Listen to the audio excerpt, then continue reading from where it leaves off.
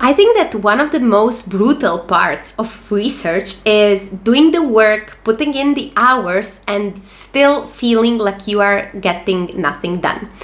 And from my experience in my PhD, in my research journey, and from the clients that I work with, I can definitely say that there are very few things that are more frustrating and more harsh on yourself when you are in that situation, because it's really frustrating that the work that you do is it doesn't materialize until a very, very late stage of the research process. For example, when there is a paper publication or when there is a thesis submission and so on.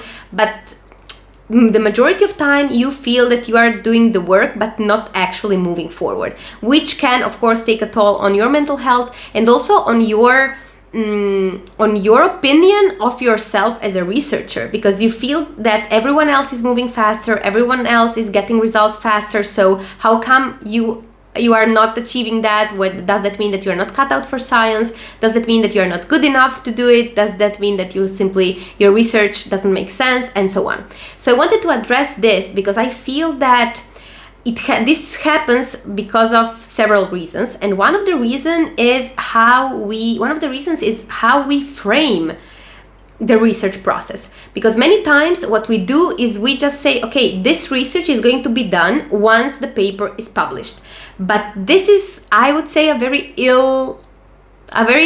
wrong way of defining it, because how can you define when research is done? Like, it's arbitrary. At the end of the day, you choose not to investigate, or you say, okay, I have enough for a paper, and then I'm just stopping the project and writing the paper up and publishing it. So it's an arbitrary decision, which means that since the decision is arbitrary, we can do it sooner. We can say sooner, okay, I feel that this part of the project is complete. Of course, you cannot say the project is completely complete, because it's not completely complete, but you can say the first part of the project is already done. And I feel that putting these checkpoints for yourself is something very, very useful, because research, otherwise you can be chasing a hypothesis, chasing research for years without even realizing that you are going somewhere, because you are always like having the feeling that you're spinning in circles basically, and not moving forward.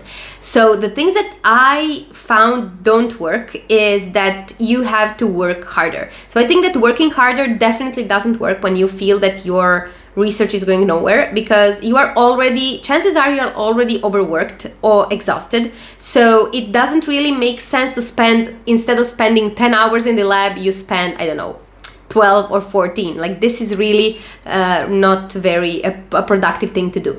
However, what does work is what I was mentioning earlier. So giving yourself this sort of checkpoints that will mark a completion of a certain process.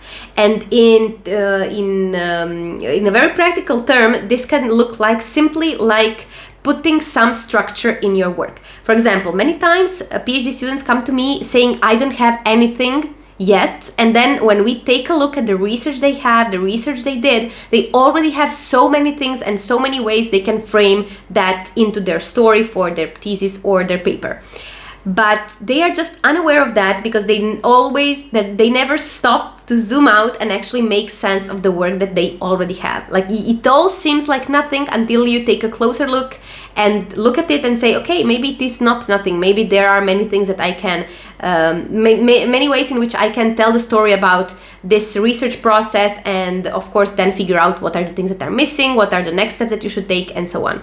So this is a very, very important thing that you should be doing in your research, especially if you feel that you are not moving fast enough, if you're feeling that you are working all the time but somehow not getting anything done, because it's giving you this sense of control and this sense of completeness of a certain part of the project.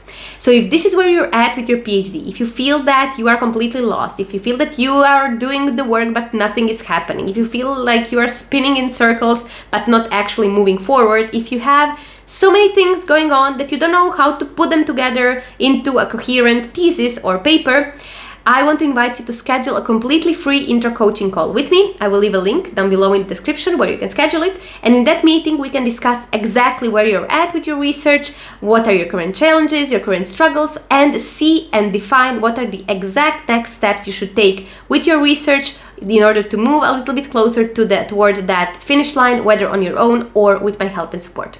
So I hope that you found this video useful, and as always, see you in the next few days with another video. Bye bye.